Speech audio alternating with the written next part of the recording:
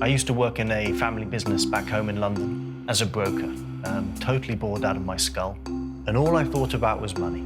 That was my modus operandi. I had a good life in London. And one day, I had an epiphany. And I said, I don't want to do this anymore. I want to travel the world. I wanted to connect with people.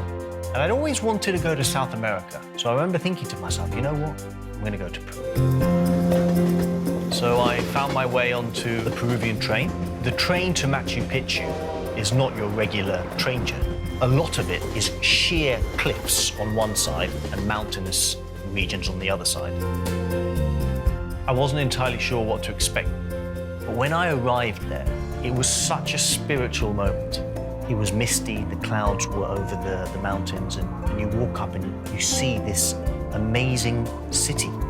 And you just realize how small you are. And it just grabbed my soul. I sat there on this ledge for hours and just looked out into the wilderness.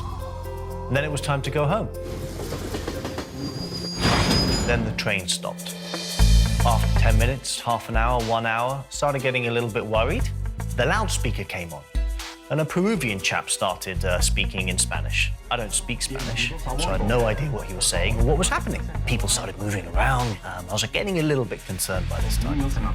There was an American chap who was sitting a couple of seats in front of me. I went up to him and I said, do you know what's going on? And he's like, yeah, I speak Spanish. There's a landslide, the train can't move until the landslide's been moved, and that could take all night. That's not good.